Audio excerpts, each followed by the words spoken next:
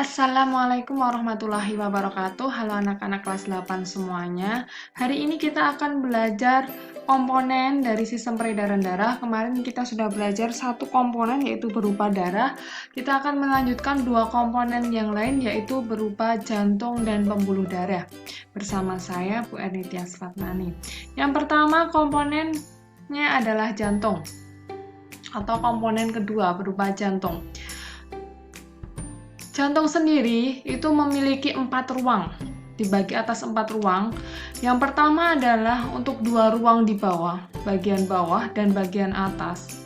Bagian bawah itu berupa bilik. Bilik adalah ruangan jantung yang berfungsi untuk memompa darah keluar dari jantung. Sedangkan bagian atas adalah disebut serambi atau atrium, berfungsi untuk menerima darah dari luar jantung. Nah, jadi kalian bedakan dulu bawah dan atas. Bawah itu sebagai bilik, fungsinya untuk memompa darah, dan atas itu sebagai serambi, fungsinya untuk menerima darah. Selanjutnya kita akan bedakan mengenai letaknya, yaitu kiri dan kanan. Bagian jantung pada letak yang kiri itu merupakan bagian jantung yang membawa darah bersih atau kaya akan oksigen. Sedangkan pada bagian kiri adalah bagian jantung yang membawa atau terdapat darah yang kaya akan karbon dioksida atau darah kotor. Jadi bisa kita gabungkan bahwa pada bilik kiri itu berfungsi untuk memompa darah bersih. Sedangkan serambi kiri itu berfungsi untuk menerima darah bersih. Itu ya. Untuk yang kanan, bilik kanan berarti itu untuk memompa darah yang kotor keluar dari jantung menuju paru-paru, sedangkan untuk serambi kanannya yaitu menerima darah kotor dari seluruh tubuh. Jadi untuk kiri itu bersih kayak oksigen, kanan itu kotor kayak karbon dioksida. Bawah bilik, atas serambi. Untuk anak-anak sekalian silahkan itu dimatangkan, diingat-ingat mengenai hal itu, karena ketika kalian sudah ingat hal itu maka nanti lebih mudah untuk mempelajari mengenai mekanisme kerja jantung. Selanjutnya kita lihat adalah bilik kiri, kemudian yang sebelah kanan bawah itu bilik kanan, atas kiri berupa serambi kiri dan atas kanan berupa serambi kanan. Dan pada serambi kiri dan bilik kiri itu dibatasi oleh yang namanya katup bikuspidalis. Terdapat 2 tutup katup. Sedangkan pada serambi kanan dan bilik kanan dibatasi oleh katup trikuspidalis. Sedangkan untuk pembuluh darah yang berhubungan dengan bilik kiri itu disebut sebagai aorta atau nama lainnya arteri paling besar itu yaitu aorta. Kemudian yang berhubungan dengan serambi kanan yaitu vena cava. Jadi aorta itu untuk membawa darah ke seluruh tubuh, sedangkan vena cava itu membawa darah dari seluruh tubuh kembali ke jantung. Sedangkan untuk yang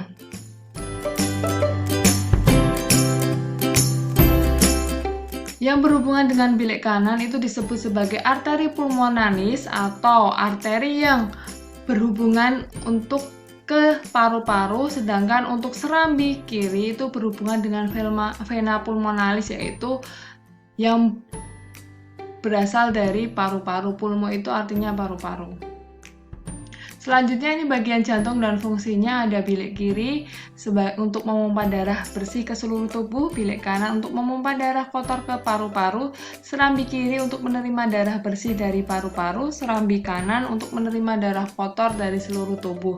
Aorta membawa darah meninggalkan jantung menuju ke seluruh tubuh, kemudian arteri pulmonalis membawa darah meninggalkan jantung menuju paru-paru, vena cava membawa darah kotor dari seluruh tubuh menuju serambi kanan, sedangkan vena pulmonalis membawa darah bersih dari paru-paru menuju ke serambi kiri. Jadi untuk yang pembuluhnya itu silahkan kalian hafalkan mengenai kiri dan kanan. Kiri itu kaya akan oksigen, sedangkan kanan itu kaya akan karbon dioksida. Bedanya seperti itu ya. Kemudian ada macam-macam katup. Katup jantung itu ada katup atrioventrikuler, yaitu berupa bikuspidalis, yaitu terletak antara bilik kiri dan serambi kiri. Katup trikuspidalis terletak di antara bilik kanan dan serambi kanan. Selanjutnya ada katup lagi berupa katup antara bilik pembuluh darah.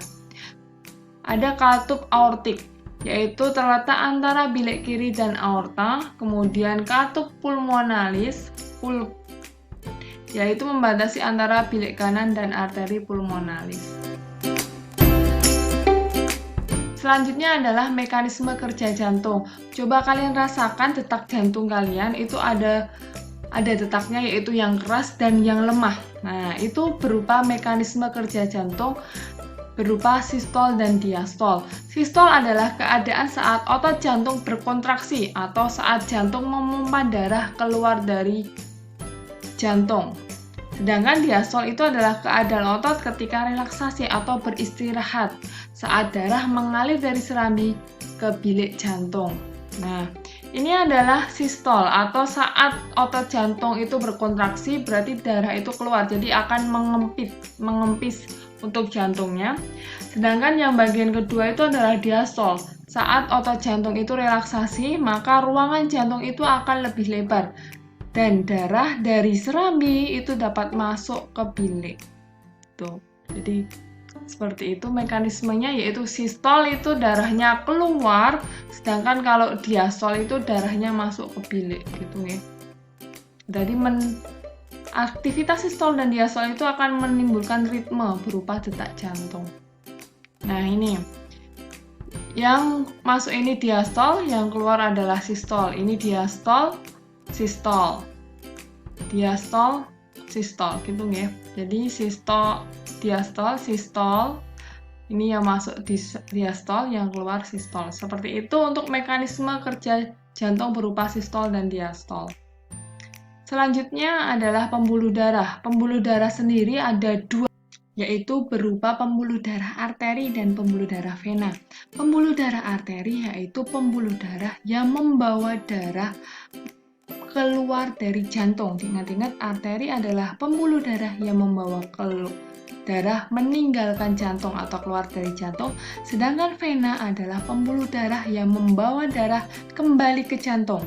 Jadi diingat-ingat dulu, arteri adalah membawa darah keluar dari jantung, sedangkan vena adalah pembuluh darah yang membawa darah kembali ke jantung. Gitu nggih. Perlu diingat-ingat seperti itu.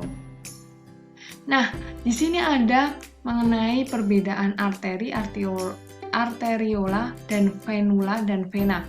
Jadi yang pertama, yang paling besar itu berupa arteri. Arteri akan bercabang membentuk arteriola. Kemudian arteriola ini akan bercabang lagi membentuk saluran yang lebih kecil dan tipis disebut sebagai kapiler darah. Nah, kapiler darah inilah yang akan menghubungkan antara arteriola dan venula. Jadi, vena itu cabangnya disebut sebagai venula. Nah, venula itu nanti akan berhubungan dengan kapiler. Nah, kapiler ini ada di tengah-tengah antara arteriola dan venula. Di kapiler darah inilah terjadi yang namanya pertukaran darah dari kapiler darah ke sel. Jadi ada pertukaran oksigen dan karbon dioksida, itu terjadi pada kapiler darah ini. Kapiler darah dengan sel. Dan kapiler darah nanti dengan alveolus di paru-paru gitu ya. Nah, ini adalah perbedaan antara arteri dan vena. Yang pertama, untuk pembeda yang paling utama yaitu letaknya ada di dalam dan jauh dari permukaan tubuh. Yang kedua, vena itu dekat dengan permukaan tubuh. Fungsinya yaitu mengangkut oksigen kecuali arteri pulmonalis, yaitu arteri yang menuju ke paru-paru itu membawa darah kotor. Kemudian untuk vena mengangkut CO2 kecuali vena pulmonalis, karena vena pulmonalis itu mengangkut gas oksigen. Dinding pembuluhnya untuk arteri itu tebal, kuat, dan elastik, sedangkan vena itu tipis dan tidak elastis. Aliran darahnya meninggalkan jantung, yang vena menuju ke jantung. Denyutannya terasa, untuk vena tidak terasa. Katupnya satu tepat di luar jantung, Untuk vena banyak di sepanjang pembuluh. Aliran darahnya deras, sedangkan untuk vena itu lambat. Jika terluka, darah memancar. Jika terluka, darah akan menetes pada vena. Kemudian warna darah itu arteri itu merah cerah karena dia mengandung banyak sekali oksigen. Sedangkan untuk vena karena mengandung banyak gas CO2, dia akan berwarna lebih gelap, merah gelap. Jadi kalau kalian lihat misal di tangan kalian itu ada pembuluh darah yang warnanya seperti hijau dan kebiru-biruan. Nah, itu yang disebut sebagai vena. Sedangkan arterinya lebih ke dalam lagi, tidak terlihat. Mudahnya untuk membedakan arteri dan vena, arteri itu membawa darah yang berhubungan dari bilik. Di bilik itu ada dipompa darahnya, otomatis alirannya deras. Ketika aliran deras, itu harus didukung dengan dinding pembuluh yang tebal dan kuat serta elastis. Nah, karena dipompa otomatis alirannya deras. Apabila terjadi kebocoran, itu akan memancar darahnya. Jadi semakin deras, maka ketika terjadi luka itu darahnya akan memancar dan lebih cepat untuk kehabisan darah. Nah, kebalikannya dari vena. Vena itu hanya kembali ke jantung. Jadi perjalanannya itu lambat. Maka alirannya itu lebih lambat. Apabila terluka, darahnya tidak akan hanya menetes. Kemudian pembuluhnya hanya tipis dan tidak elastis karena alirannya yang lambat itu. Jadi setiap pembeda itu saling mendukung satu sama lain.